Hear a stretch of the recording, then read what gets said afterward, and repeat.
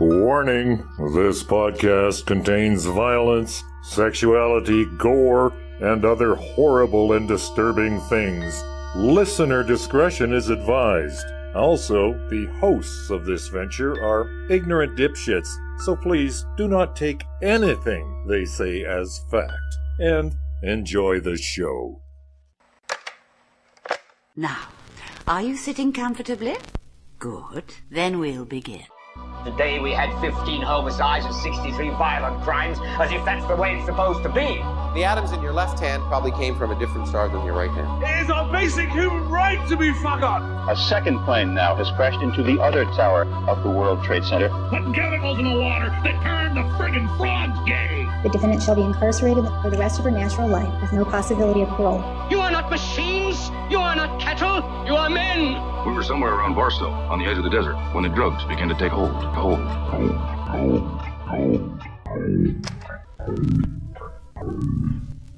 Occultae Veritatis. Hello and welcome to Occultae Veritatis. I am Sage Murray. Ood Gallifrey. And Leon Filger. Actually, no, it's Richard Bigley. Again, this guy. Leon is still potato sitting. So. Yeah, he's potato sitting. Yep. You're not the Leon I know and love. Me, Robot. And of course, how could we forget Robot, our lovely guest? He's kind of not really a guest. He's kind of like a regular at this point. I'm just like the one who doesn't show up most of the time, I guess. Yeah, I guess. He's the delinquent fourth member of the podcast. That's me, yeah. All right, so today I'm going to be doing a podcast on LuLaRoe. Oh, goody. So for our they make the leggings, right? Yeah, they make the leggings. Yeah. She's going to try to sell you some now, I think. I think she's getting a commission. And they make women into bosses. Boss babe. Hashtag boss babe. That's empowering, and I support that. Yeah. Not on this way. Okay. So, what's your poison?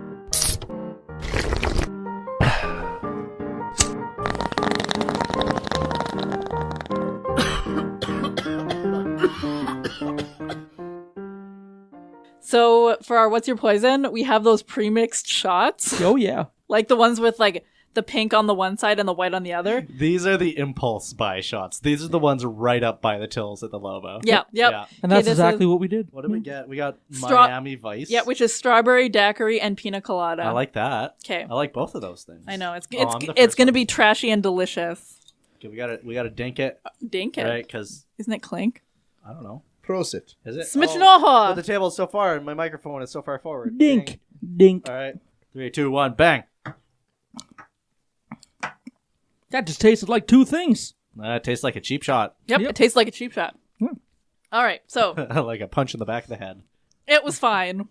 Like, whatever. It's a 5. Yeah, I mean, it didn't punish me like fucking cement mixers and. I like how we just talked about that beer for like 10 minutes, and then this is like, it's fine. Whatever. I mean, despite what you want to say, this one has personality. Yeah. This was just like a sweet with more sweet. We're referring to the beer, not the shot. Yeah, the beer from the last episode. I could make a better shot than I have made a better. You shot have made a better shot. apple pie shots. I dreamt about that shot the other night. It's really good. It's so good. Yeah. I mean, it just tasted like two things. They didn't really mix together in my mouth, so yeah. I like 2 out of 10. Was okay. I could drink a bunch of them because it's not offensive. No, and it's not strong either. Like, it's fine. This is nondescript. How strong is it? Did any of you not ruin your? I have my lid. 20%, I think. Might be on the label there too. That's I have the label. Yes, 20%. That makes sense for like 2 liqueurs, basically. Yeah. Whatever. It was fine. It was okay. Just a plain and now I'm a little shot. bit drunker, and that's fine. Yeah, if you go to the bar and ask for a Miami Vice shot, they'll probably say, "What the fuck is that?"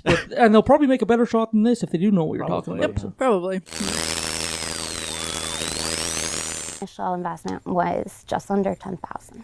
Garment racks, hundreds of hangers, cameras. You need a laptop. You need a Dymo label printer to ship all of your shipping materials. Plus, buying her first shipment of clothes.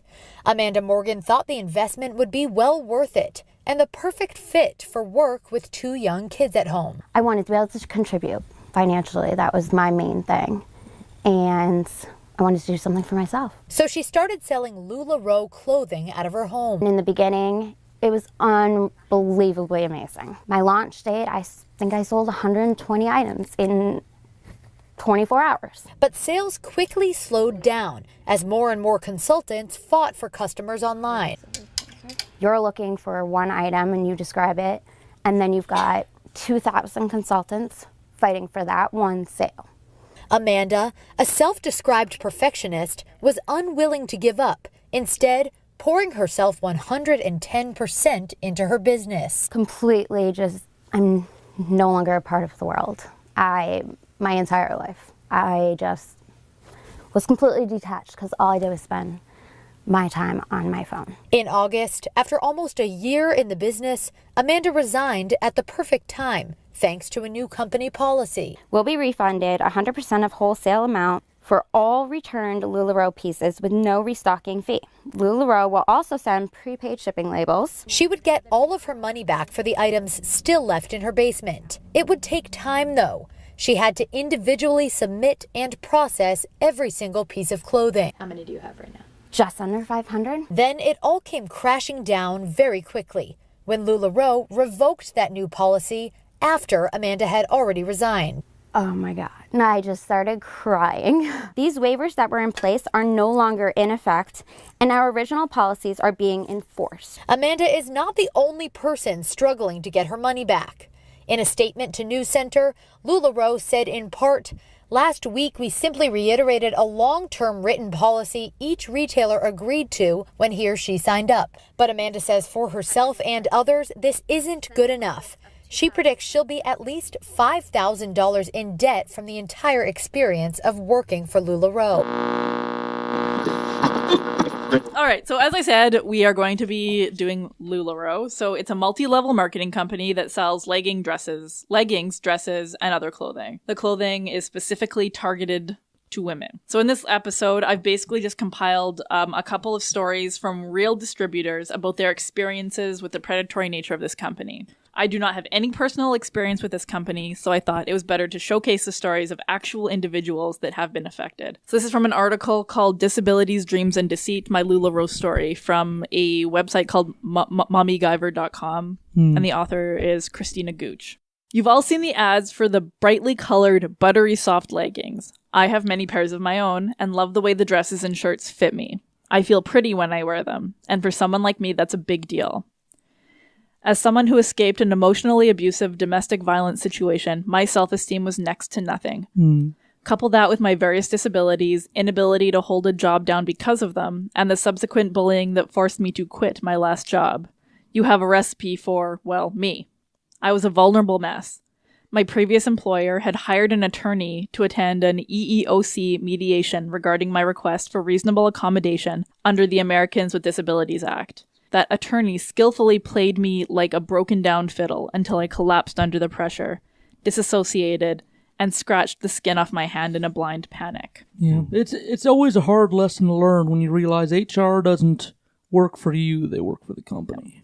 Cue LuLaRoe. Yep. Well, I think that's why they call it human resources, is because that The humans from time to are a time they resource just to need manage. a reminder that they are in fact human and not just simply resources. Yeah. Oh, is that where you were going? Because I felt like it was kind of the opposite way with human resources. Well, you are a robot after all. I guess so. What do I know of humanity? Looks off into the middle distance. It had been several months since the EEOC fiasco. My amazing husband had been nothing but supportive, and I had filed for SSDI, so that's like disability insurance, with a feeling that was a mixture of self-loathing and disgust. I'd grown up thinking that people on SSDI and food stamps, etc., were somehow lesser people, that they were leeching off the government or just lazy. I hid the fact that I was approved for SSDI in around 3 months with no appeals. This is a ridiculously short time. It just further cemented my hatred of the fact that I was officially disabled. No one really understood my inner turmoil. I hated being on SSDI. It made me feel like less of a person and a burden to everyone. Anytime I would hesitantly bring up the subject, I was brushed off and told to just get a job, you'll feel better.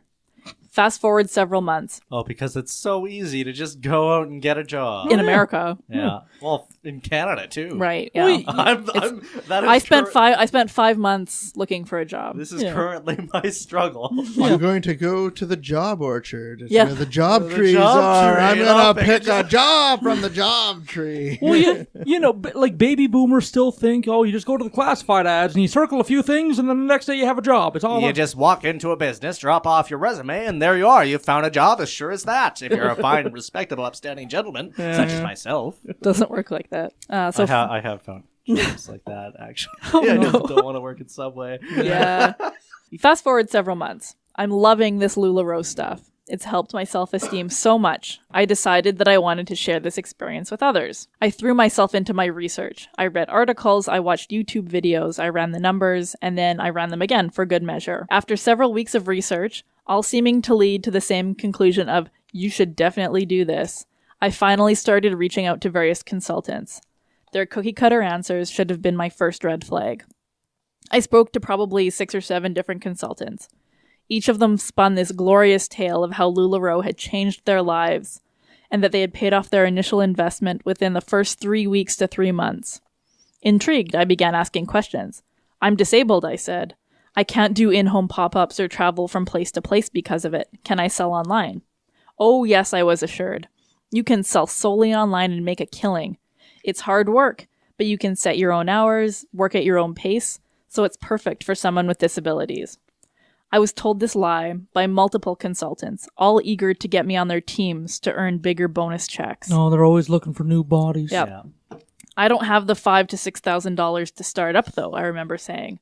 Oh, just take out an interest-free credit card. You'll pay it back in no time. Oh, no. Yeah, you'll get a free football and a t-shirt to sign up for this card. They won't put you in debt. No. We'll give you beef on a bun. Yep, Yeah. beef on a bun.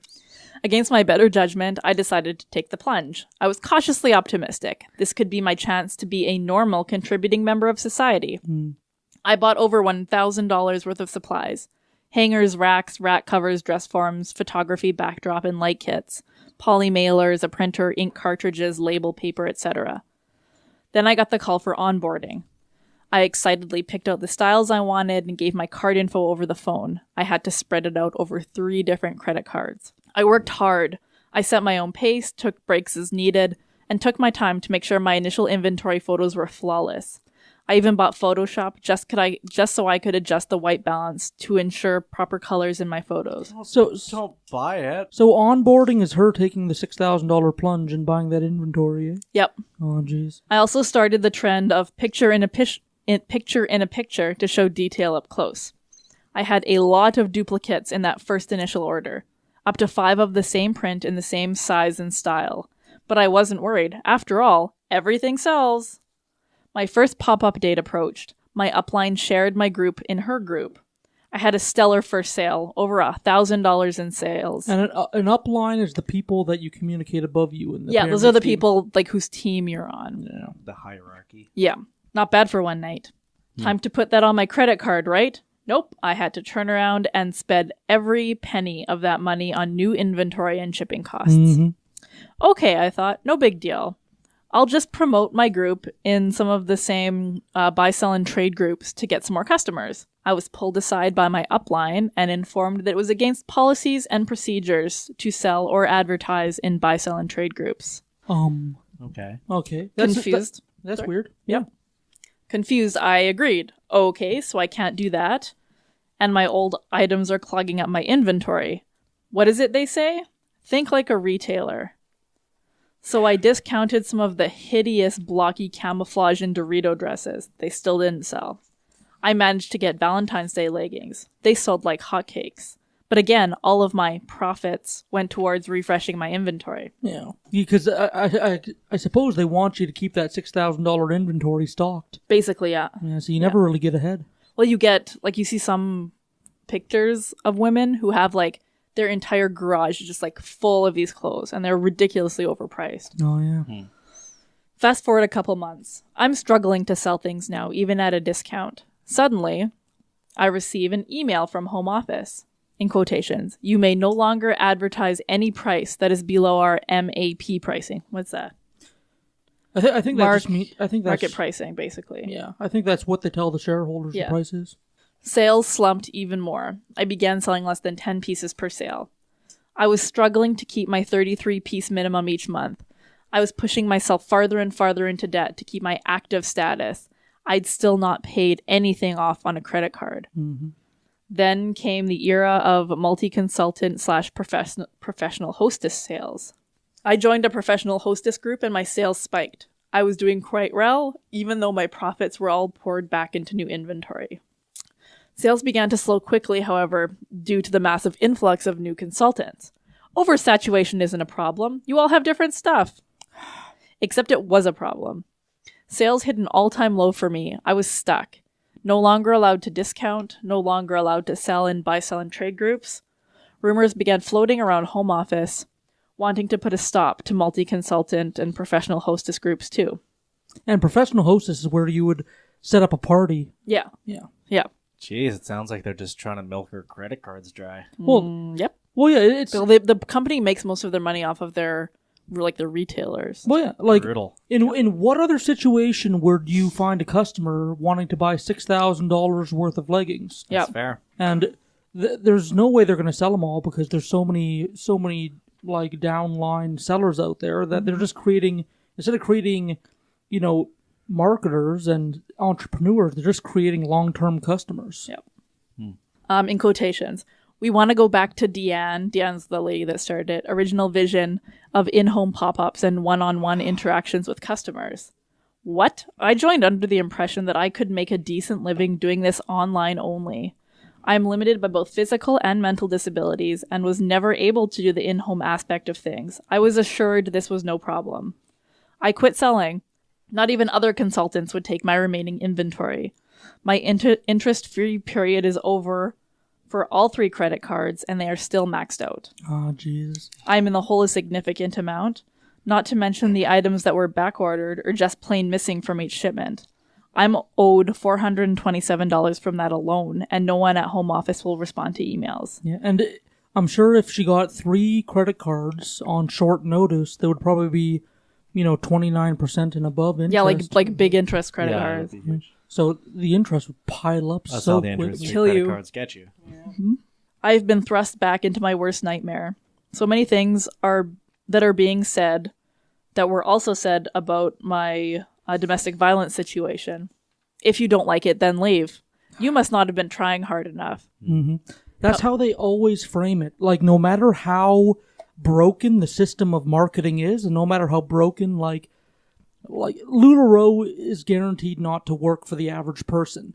Mm-hmm. And they frame it as it's your fault and not the company's fault. That's kind of just the typical victim blaming mentality. Mm-hmm. Yep, exactly. Another one was, how dare you say anything bad about this company when they have blessed so many people?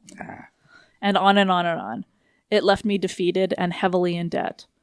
A sign of an abusive relationship is when one party discusses the importance of things to them. Then the other shares their ideas and feelings, and they are either ignored or told to shut up, said another former LuLaRoe consultant who's in the same boat I am. And it's true. Any complaints or suggestions that could be made are scoffed at, and we are told that our attitudes are not in line with LuLaRoe culture. One consultant had her LuLaRoe account frozen because she dared to admin a free speech page, where other consultants could vent their frustrations with things that were happening. People infiltrated the secret Facebook group, took screenshots, and reported her to compliance, who then shut her down until she either stepped down as admin of the page or realigned the page with something more indicative of LuLaRoe culture. When I had the audacity to complain about the company's issues about getting me the inventory I paid for, I was threatened with a trade libel suit if I posted anything negative about the company on social media. Yep, you heard that right. An attorney from LuLaRoe's legal team threatened to sue me for complaining about missing over $400 in inventory that I had paid for and never received. Jesus. Gaslighting, intimidation tactics, constant micromanaging. Many more consultants have begun coming forward. They say they love us, yet they keep beating us down. Everything is your fault, regardless of what it is. The company is manipulative, and the Mean Girls culture is definitely hurtful. Yeah, the metaphor of this being like an abusive relationship is right on the money. Mm-hmm. Yeah, exactly. They also send some really conflicting messages to me. They are fairly they are fairly body positive, yet hella conservative. They actually seem to pass judgment upon those of us who are not white, stay-at-home suburban moms. Aside from that, there was a point right before this whole new bless/tax crap started happening that it seemed certain that they were going to begin trying to ban us from being involved with any of the buy-sell trades. To me, it was exceedingly ableist. They wanted to force consultants into Deanne's old-school in-home pop-up structure, and had they done that, people like me would have had to give up simply because we were not physically capable of doing that. And they make it so that the argument is, well, the founder of the company did it this way, so why can't you? But, of course, the person at the top of the pyramid is usually going to do okay. Denied. I will not. I think one of the things that really upset me was being told I'm making poor choices and not working my business if I prioritize a child's event or snuggling with my husband on the sofa to watch an hour of TV above working 24/7. Ooh, isolation. Yep. They don't promote a healthy work-life balance at all and actually act as a wedge between women. They're saying they're empowering and our families. It's extremely unhealthy, and they shame us and call us ungrateful. All of these stories and more have begun to surface lately. I left these quotes anonymous because many consultants and former consultants are legitimately afraid of retribution for saying anything negative. LuLaRoe is taking advantage of disabled people. The promises of disability-friendly work, working from home, convincing people who can't otherwise hold down a job that if they just invest in this opportunity, the blessings will follow. And when we inevitably fail, we are told it's because it's not for everyone and you're not trying hard enough. Mm-hmm. They are taking advantage of everyone for sure. But as someone who is disabled, I feel especially screwed over. This was supposed to be my chance to be a functioning member of society and to contribute financially to my family again. And it's devastating to pour my everything into this venture. And when I fail, to have people brush me off and say, I needed to try harder. I was promised a job that would supplement, if not make obsolete, the meager amount of SSDI I receive each month.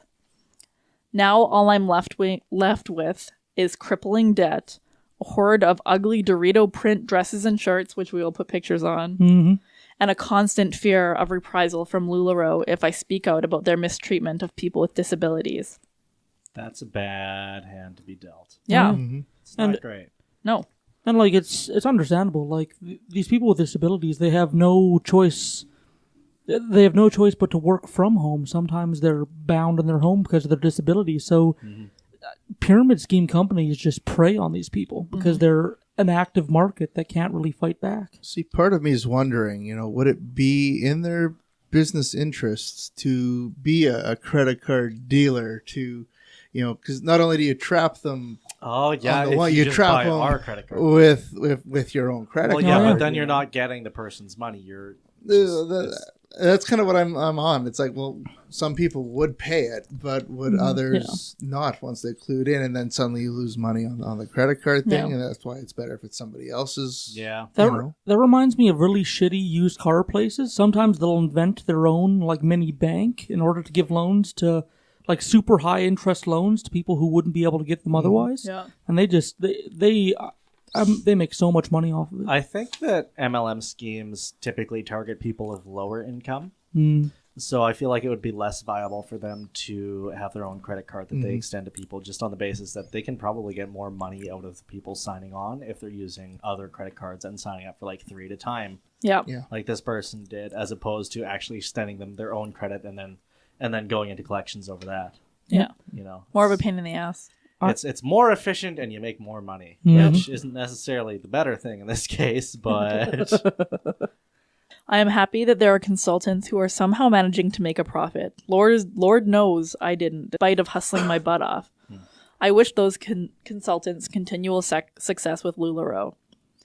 But we are having to speak out because LuLaRoe is not listening to the consultants who have issues with the way certain things are done. They aren't hearing us, so this is our way of shouting louder. My hope is that LuLaRoe will fix these issues and that the consultants who decide to stay will continue to flourish. But I'm not going to be silent anymore. This whole thing is leaving a bitter taste in my mouth. As a survivor of a domestic abuse situation, What LuLaRoe is doing to its consultants rings too eerily familiar. The gaslighting, the shut up and do what you're told mentality, the victim blaming. I don't know about the rest of you, but I was raised to fight for what is good and right now that is not LuLaRoe. The consultants who are upset are finally speaking out, are getting attacked for expressing their opinions, and it's so not fair. Again, it reminds me of my ex. No one forced you into this relationship. Look at the good things they do. You're just making things up to hurt them. If you don't like it, why don't you leave? I have literally had this said to me for both situations. It's time to stand up for what's right. Stop criticizing consultants and ex-consultants who are finally feeling brave enough to leave an abusive relationship. Hold LuLaRoe accountable for their actions. I may be disabled, but I'm far from helpless. I am not a pushover, I am a fighter, and I will keep fighting until LuLaRoe steps up and changes their ways. LuLaRoe, known for its colorful clothing and pop-up party sales approach, this morning is facing a $1 billion class action lawsuit claiming the California-based company is an alleged pyramid scheme, leaving many of the women recruited to sell its products in financial ruin. I invested close to between $15,000 and $20,000 in inventory.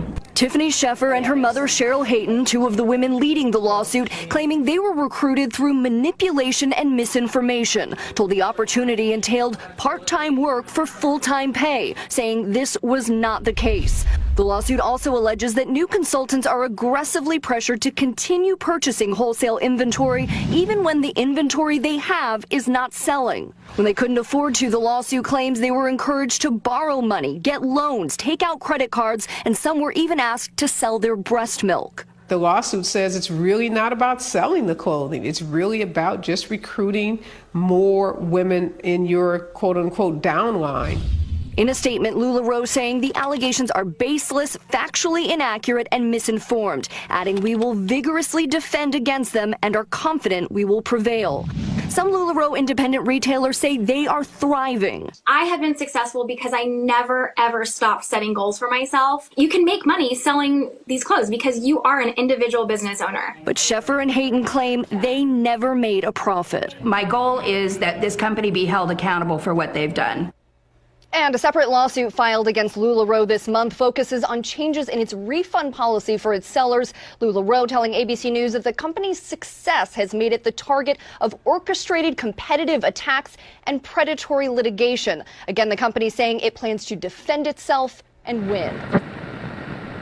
And I feel that some people don't understand the guilt complex that companies like this put people in, and they basically say, trust in the method, keep on going with the method, what we say works will work as long as you do it correctly. And you just gotta work the system. And then when it inevitably fails, they just point to all the parts like what she was talking about. Remember that time that you went to your kids' recital? Remember that time that you were cuddling with your husband on the couch instead of working the markets? That's why you failed. Mm-hmm. And it makes any time they take themselves just feel like a big guilt trip. Here's the second one that I found. From a website, www.wbur.org. WBUR? Yeah. The clothing brand LuLaRoe has many fans of its patterned leggings and geometrically designed dresses, which are sold by women out of their homes. But thousands of these consultants, as the company calls them, have left LuLaRoe. Several filed lawsuits last fall alleging the company was a pyramid scheme. Here and Now's Robin Young speaks with Claire Sudath, who has been looking into the company for Bloomberg Business Week. So that was another article that I found, but it was too long. I didn't want to read it all. She says in the early days of the company, these consultants were making thousands of dollars a month. But as more people signed on to sell the clothes, almost 150,000 in 50 states, there was too much competition. Mm-hmm. No matter how popular these clothes are, you're still going to have a limited number of people who are actually able and willing to buy these leggings, Sudath said. Even though they're selling on Facebook to all over the country, essentially women started getting stuck with clothes that they couldn't sell. So these are some of the interview highlights from that Bloomberg article on how a pyramid scheme might become a pyramid scheme. So most of these companies, it costs maybe $100, $200 to buy into this and get your first package of inventory of whatever it is. Yeah. The sample pack. Yeah. So Mary Kay's about $100 to buy in. Yeah. LuLaRoe is unusual in that the prices have changed over the years, but on average, women have spent $7,000, sometimes upward to $10,000 to buy in, and that's just the initial inventory package. And that's their mandatory inventory, right? Yeah, like they have to get that package to start. It's very in LuLaRoe's interest that they make their mandatory inventory a $7,000 buy. That's a pretty good day for them. Yeah, that's a lot of money to sell on leggings. Yeah, shitty leggings. Yeah. From what I hear. Apparently they used to be really good, but now they're just shitty. Of course, because they cut costs. Yeah. Maximize profits. Exactly. At the beginning you said buttery soft. Is that something that they're shooting for? Buttery soft. Like I felt people who have had LuLaRoe leggings, like they're really soft, and I bet that they were really comfy. Yeah. But they're really expensive. Like I wouldn't spend that much on leggings. I don't know. I just did a Google image search for LuLaRoe. Oh, was it all? It's awful. And I look at it and I'm like, it's to me it's very blah and bland, and some of it's just downright hideous. Well, yeah, they have like some of the worst designs, and some of these consultants just get stuck with these designs that no one wants, and they can never sell, but they still have to pay for it. I mean, maybe it just speaks to like my own sense of fashion, but he sits here wearing jeans and a green shirt. Yeah, I just couldn't imagine anybody I know actually like willingly wear that to be trendy. You know, like that. Yeah. So Sage, here's the thing. Yeah. You can buy an expensive pair of LuLaRoe leggings that Right. are buttery soft, or you can buy a cheap pair of leggings and a stick of butter. There you go. I do love butter. Now that's your life hack. You can melt a stick of butter in about 3 minutes and 20 seconds in the standard microwave, and you could be buttering it up in 3 minutes and 20 seconds. You're going to want to put at least 2 sticks of butter in a saucepan. Yeah. And then you're going to want to add the leggings very gradually as the butter melts. If it's unsalted, make sure to salt that. You're going to want to make sure to add a proportional amount of salt. Now, you always want to go from hand to pan, not from shaker to pan. The tartness of the salt really offsets the greasiness of the butter and makes it appear more creamy on the palate. It really brings out the texture of the leggings. You know, it helps draw out the water, and it just gives you more even kind of temper on More of a pleasant mouthfeel. it. Gives you a more pleasant mouthfeel on the leggings that will be on your leg. And it's super convenient if you're at the movies and you don't want to go to the extra butter machine to get your popcorn topped off. You can just rub it on your it. leggings. Yeah, Good to go.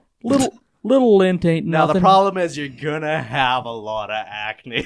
Oh yeah. Anyway. So essentially, the difference between a legitimate multi-level marketing company and something that is possibly a pyramid scheme is what is the intention of the company. If your intention is to sell a product and you use this hierarchical structure to do it, that's fine. But you have to base it on sales. So if I convince you to also buy my leggings and I'm getting a commission, I need to make sure that you're actually selling those leggings through to another customer. Yeah. Like in a standard, in a legitimate company, if somebody were buying their own product in order to boost sales, that would be fraud. But in a pyramid scheme, that's just run of the mill because they're making money either way. Exactly. Yeah. Right, Looks so like this they have a podcast actually. sounds like multi-level marketing, but okay. They're like the LuLaCast, a LuLaRoe podcast. Oh, Gross. no. And it's like updates, Don't give them news, signal and launches. boost. Jeez. Leave them a 1-star review. Say Ood sent you. It sounds like a good way to make some enemies. Oh yeah. Wait, who the fuck is Ood? What? I'm sorry.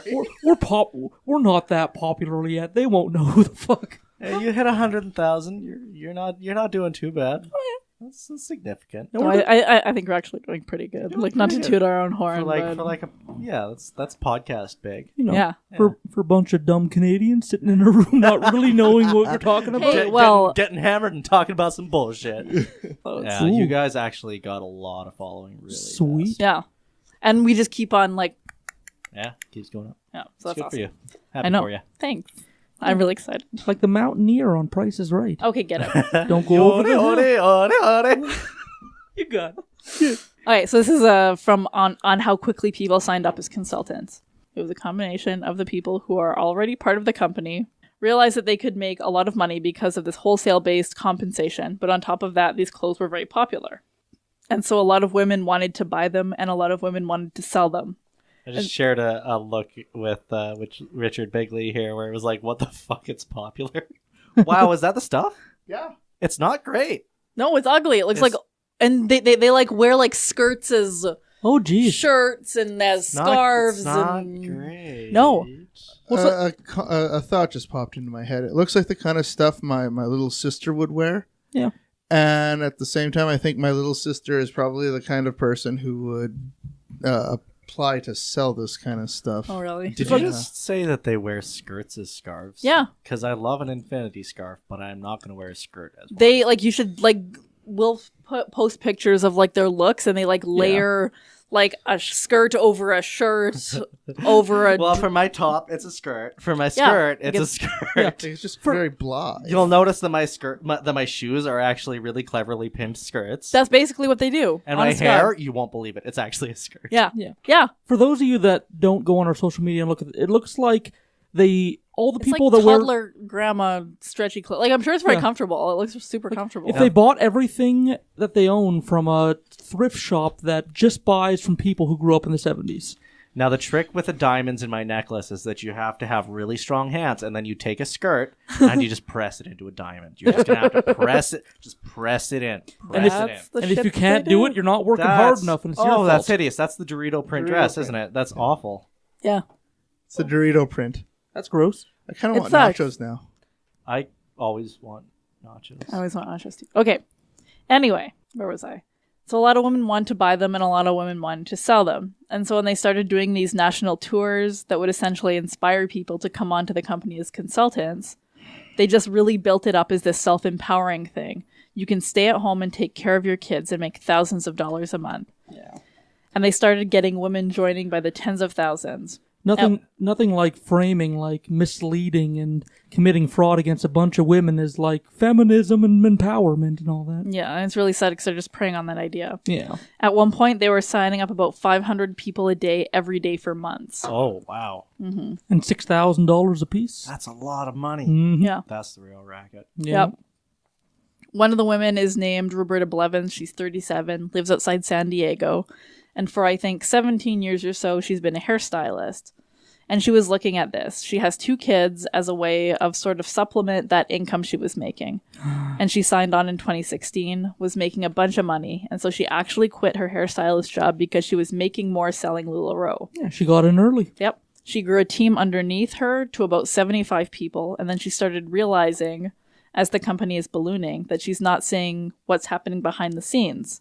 But she starts getting clothes that she says she received a lot of wet and smelly leggings. She tried to return them, and she had to fight with the company for a month. And there was a lot of other stuff that happened. And then when LuLaRoe switched over the sales-based compensation plan, all these people underneath her had left. Her bonus checks dried up, and she struggled for several months trying to figure out what to do. And eventually she quit LuLaRoe. So wet and smelly, so that implies that they're selling used leggings as new? I guess. Or perhaps they were just exposed to unideal conditions during shipping, and they grew damp and molded. There's another podcast that it's called Sounds Like MLM But Okay. They did an interview with this woman, Roberta Blevins. Yeah. And it's pretty cool. And again, in a normal company, you would file that as wastage, and they would replace the product, as a good supplier does. But in LuLaRoe, Not this one. No. Yeah. Yep. Clearly, this is your fault. Somehow. Yeah, exactly. It's clearly your fault. Yeah. One woman said Deanne told her to her face that she liked her mentors. Deanne is the lady that started it. Yeah. The women that would get up on the stage at these conventions and talk about the success of the company to be a size small or medium. Even though, like, they market their clothing as being, like, a body positive because, like, it's stretchy and comfortable and is flattering on, like, all sizes. Yeah. So this is a quote on how the Mormon founders, Mark and Deanne Stidham, influenced the saleswomen. Some of the women who worked their way up, high enough in the company as mentors at the top of the pyramid, who had these teams underneath them. When they would deal with the Stidhams directly, one woman in particular, she was having trouble in her marriage, and they recommended her to be subservient to her husband. A number of women said that they were pressured to have their husbands come on and sell LuLaRoe with them, with the idea that as a family unit, they would be stronger. Obviously, this was only people who had direct connection with the founders, but that does seem to be something that was routinely said. That's oddly similar to Amway and Quickstar. Someday I'm going to do an episode on those, because I know two people who have been in Amway and Quickstar for 10 years. They're still in Amway? Yeah, still are. The one is actually selling weed to support his Amway habit. But yeah, they also have a thing where they're very Christian-based, and one of the goals they give the husbands, because they encourage couples to sign up, one of the goals they give the husbands in Amway is it's your job to make sure you retire your wife as quickly as possible, because women shouldn't be working. Mm-hmm. Husbands should be working. Yuck. Yeah. All right, this is on how the founders convinced consultants to get gastric bypass surgery. Oh. What the fuck? Yep. Oh, no. In quotations. So I talked to about 4 different people in this story who told me the same story, and a couple of them even said that they had gotten the surgery. But essentially Deanne, or her sister, a woman named Lene, would offer to take people to Tijuana to get a gastric sleeve, because in the US we have fairly strict rules on who medically qualifies for gastric surgery. Mm-hmm. The rules are much more lax in Mexico. Yeah. And this was essentially women who were a little bit overweight, maybe at best. But when one woman said Deanne told her to her face that she liked her mentors, the women who would get up on stage at these conventions and talk about their success in the company, to be a size smaller medium, which is especially unusual considering LuLaRoe makes clothing in all sizes. One of its selling points is that it's for mothers who maybe aren't as confident about their bodies as they had been before. And a lot of women talk to me about how they first came to know the company through their love of the clothes, and how it finally made them feel good about themselves. Yeah. Mothers or not, I mean, if you want to speak for them, you have to be like the stereotype of hotness. Yeah. Yep. They talk the talk, but they don't walk the walk. Right. Yeah. So they would shop through this company if they're a size that maybe most clothing stores don't carry. So it's very unusual that they would be pressuring people to get gastric surgery. It's a weird motivation to have, and something that purports to be a body positivity company. Mm-hmm. Like if they offered it and allowed people to take it on their own accord, that'd be one thing. But pressuring people to get it? Yeah, they basically pressured people to get it. I'm so uncomfortable with people being pressured to get surgery in general. Yeah. So on how the company is doing now. They do still have people. There are thousands of them out there who, say that maybe this is just too much work for certain people. Yeah. And that they just couldn't cut it. And that's essentially the way things go. But they're facing about a dozen lawsuits. Yeah. They've been sued for copyright infringement for allegedly taking artwork and printing it on their clothes that wasn't theirs. Mm-hmm. They've been sued for defective clothing, for clothing that was ripping after 1 or 2 wears. Mm. A lot of these cases have been settled or are still making their way through the courts, but LuLaRoe essentially got so big so quickly that the processes that had been in place, that in a normal situation a business would be able to sort out and handle things properly, it's sort of like everything happened all at once. When you're only a few years old and all of a sudden you have 150,000 people all over the country selling $2.3 billion worth of clothes, and you're a husband and wife team, the infrastructure that you have in place is not ideal. Yeah. That's the big picture thing. Like, there's always headlines of, like, some big company gets charged $100 million for committing fraud, or, like, misleading their customers, or, like, misleading their salesmen and all that. But if they've already made $2.4 billion... What do they give a shit about? That $100 million is just the cost of business. Yep. And let me show you what I got, because it's a piece of crap. She's fighting mad. She is just one of thousands of women complaining about the super soft leggings they purchased only to discover they have holes. They're ripping.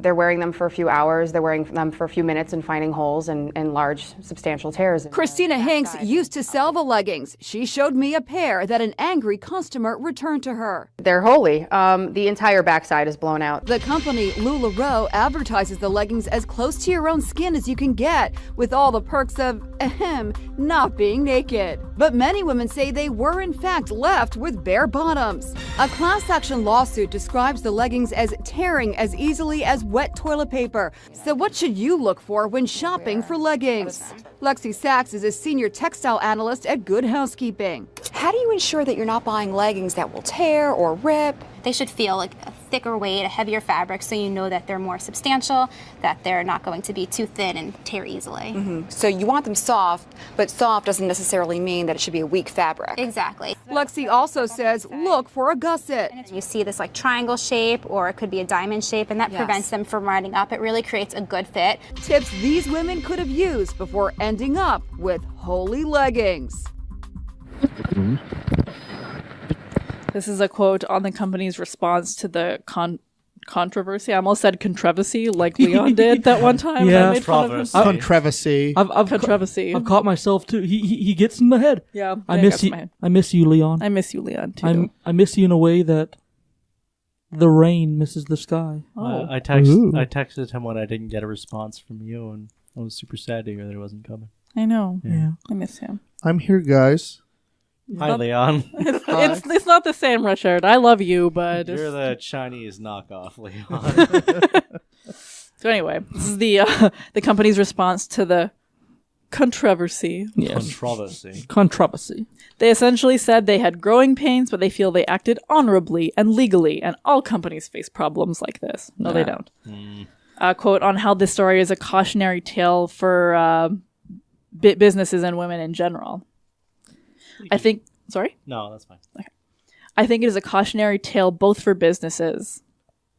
If you're going to set up a direct selling company or an MLM, you need to make sure that you are following the FTC's guidelines about how and why you should set up your company a certain way.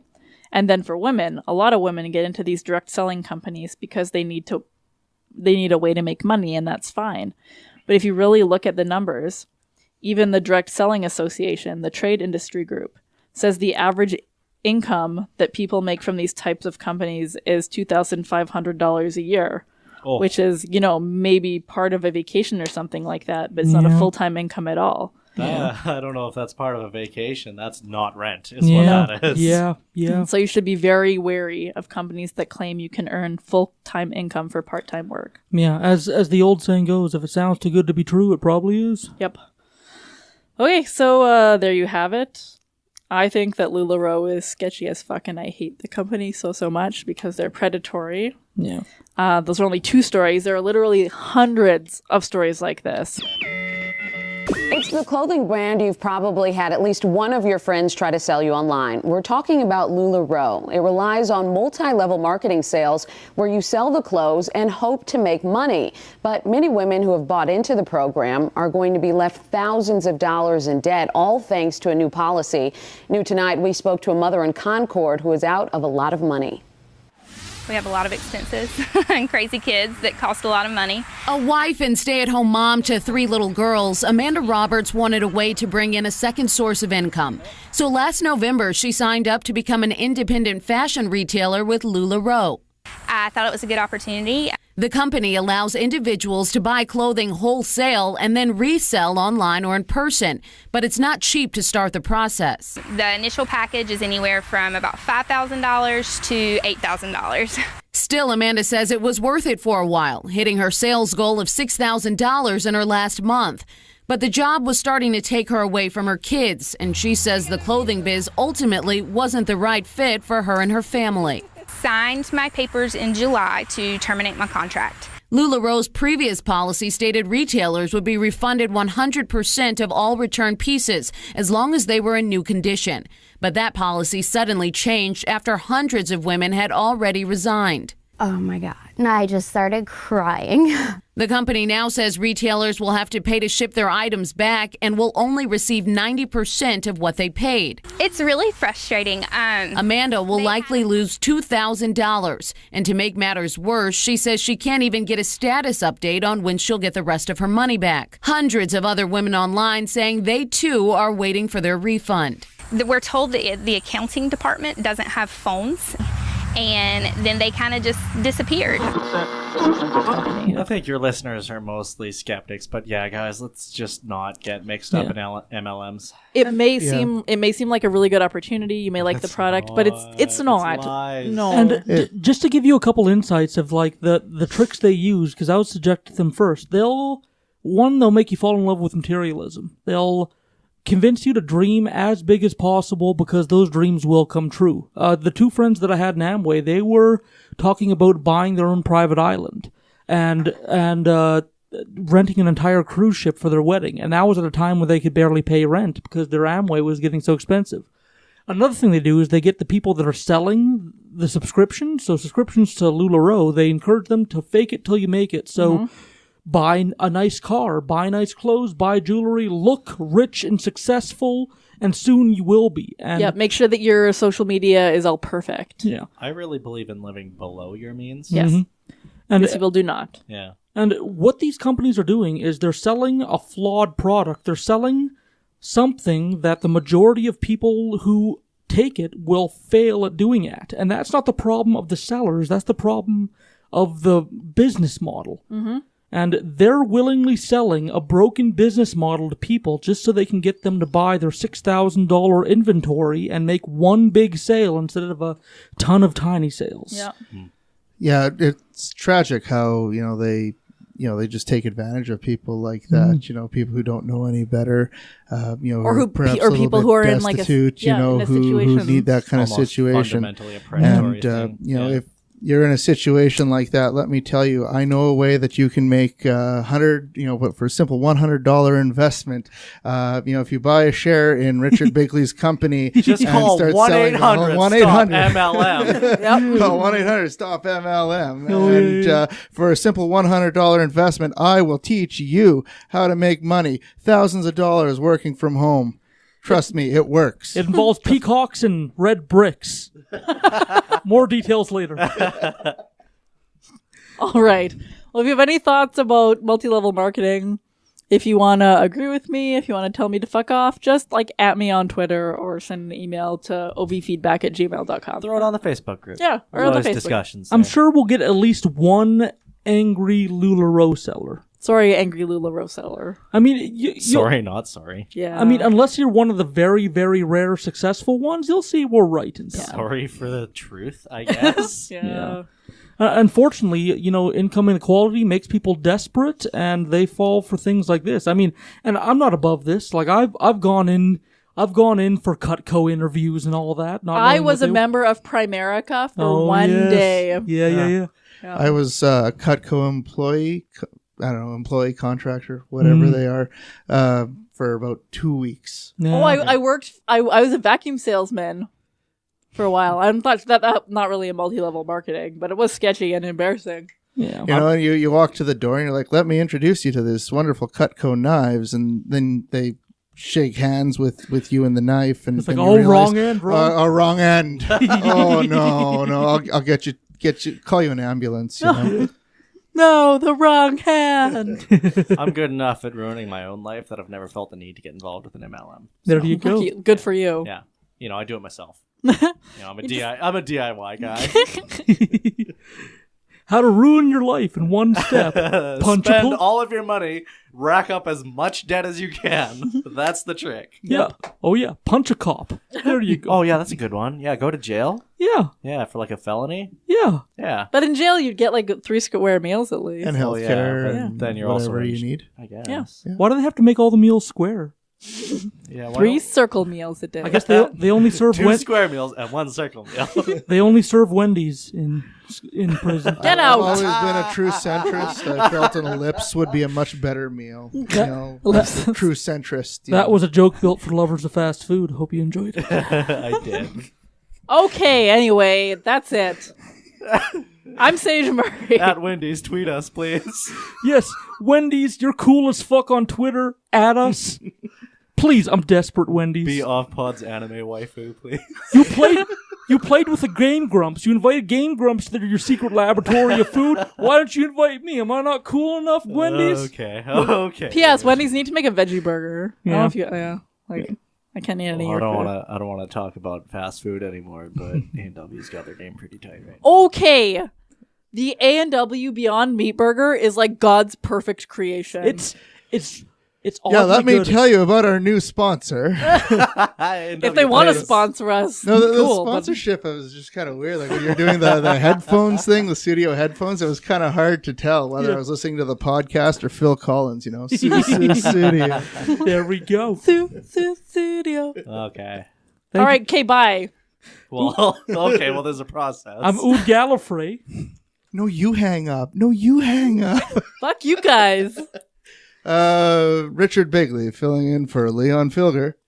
Did you say your thing? I did. Oh, okay. My robot body cannot feel punches. I am robot. Thank God for that, because you're about to get some. And we'll see you guys next time. Just one more episode until Leon is back. Bye. Bye.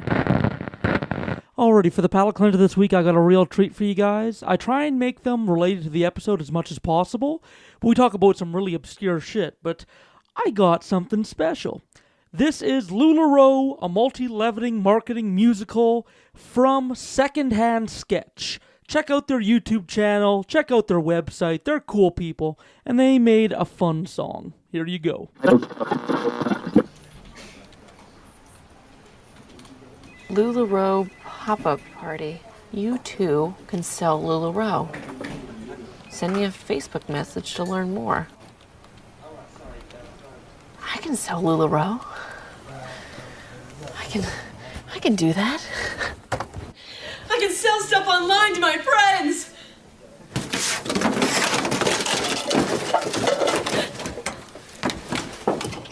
Denise, I'm finally doing it, Denise. I'm moving up and out.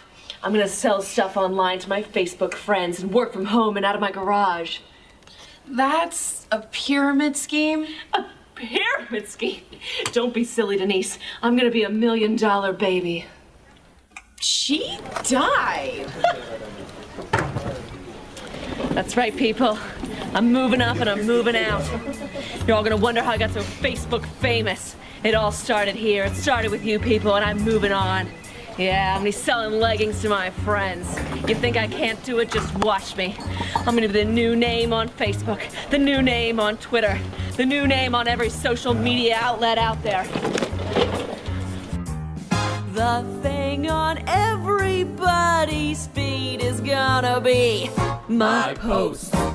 The lady raking in the chips is gonna be this host. I'm gonna be a celebrity, that means somebody everyone knows. They're gonna recognize my sandals, my boots, my leggings, my socks, my clothes. From just some humdrum working stiff, I'm gonna be LuLaRoe. Who says Facebook sales aren't an art? And who, in case she doesn't sell, you can say she started with Adele. LuLaRoe. And now that I'm with LuLaRoe, I'll trick a lady. Someone who can boost my post, show me off. Oh hell, I'll get 2 ladies. Think big, think big. I'm gonna get a whole bunch of ladies in on this scheme. Hey, Carol, you wanna be one of my sales consultants and sell stretchy pants online to people who don't need them? Oh my god, that sounds like such an amazing opportunity, but my sister actually just signed me up for a Jamboree Jam Nails, and I got my Jamboree Jam nail box where I can sell nails to all the ladies in the office, and then, you know me, and I can, because I'm a different kind of clientele. Well, your ass looks fat in those pants! The name on everybody's lips is gonna be LuLaRoe. The lady raking in the chips is gonna be this host. And I'll appear in a tunic that goes all the way down to my waist. Here a sale, there a sale, everywhere a sale, sale. And every new friend is a lead.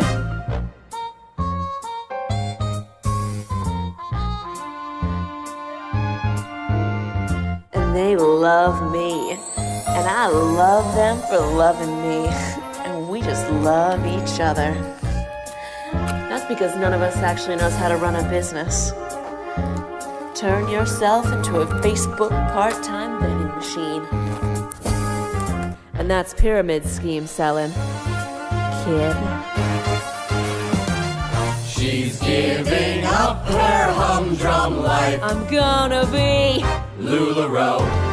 She made a pyramid scheme her star. And who, in case she doesn't sell, can say she started with Adele. LuLaRoe. We're quitting. Yeah! All of you? Everybody except Denise. Shannon kicked her in the face. All right.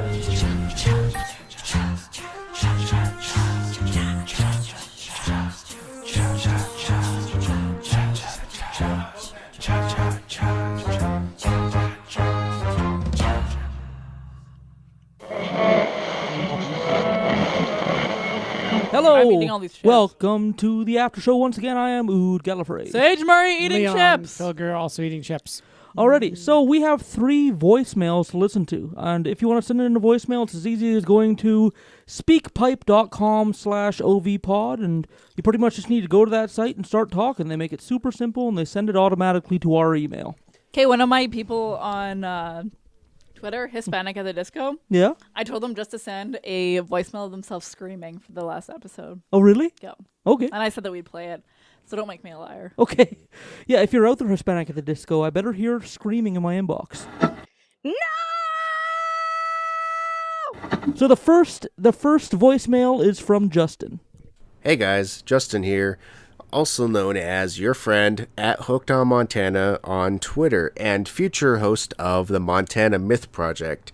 I wanted to leave you a message because I'm all caught up. After about a whole month of listening, I am caught up, which is impressive considering I listened to about 15 other podcasts. Yours was just that good that I powered through it as fast as I could. Also so that I could start sending in voicemail to you guys. Anyway, I have some strong opinions on Moscow mules. I love Moscow mules, but what I love better is the Montucky mule. And what you do with the Montucky mule is instead of vodka, you just replace it with a bourbon whiskey. But it can't be a bourbon whiskey that is smooth. It has to have a bite to it. That way it reacts to the citrus a lot better. I believe that it is a lot more flavorful drink than with the vodka. And secondly, the copper is absolutely necessary. What you drink it out of adds to the taste as much as the drink itself. It's the same reason that there's actually a 24th secret flavor to Dr. Pepper. They claim there's 23 flavors of Dr. Pepper. But the aluminum can you drink it out of is actually this 24th flavor. So there's 24 flavors in Dr. Pepper, and the Moscow Mule absolutely has to be drank with a copper mug. Anyway, I rambled on long enough for this message for you guys. I'm really enjoying the podcast, and I'm definitely looking forward to some more episodes to listen to. So keep it up. Alrighty, thank you for calling in, Justin. Yeah, we had a little debate about Moscow mules when we had canned ones for one of our episodes. That was amazing. I tried the shit out of your drink. Yeah. Yeah, maybe we'll have it in a super episode. We just got to make a Moscow Mule, but replace it with bourbon. Yeah. I think we can do that. I can borrow copper mugs. Yeah? Yeah. Okay. My brother-in-law's got a bunch of them. Let's get some copper mugs and get a bourbon with a bite. Yeah. There we go. And for that. This next voicemail comes from simply R from Amsterdam. Cool. Hey guys. I'm R and I'm from Amsterdam, and I was just letting you guys know that I freaking love your podcast. It makes me feel happy whenever I'm down, and I've been listening it to nonstop today because my girlfriend just kind of broke up with me, so you guys are making me feel like 100 times better. And you guys are just so hilarious, and I love listening to you because you guys doing what you do makes me think so much of what me and my friends always do, like getting high and talking about horrible topics, but it being all right because, the company is great. And, what else did I want to say? Oh yeah, I just love your podcast. And, a few episodes ago, You said that on Saturday nights you needed to have motivation to edit the podcast. So I decided, well, I'll just call in and say, you're very pretty, Ood. You make a great podcast. The intro is so cool. Like all the snippets. I was cleaning my room this morning. I was repeating everything from like the intro. It was cool. And your voice is very soothing.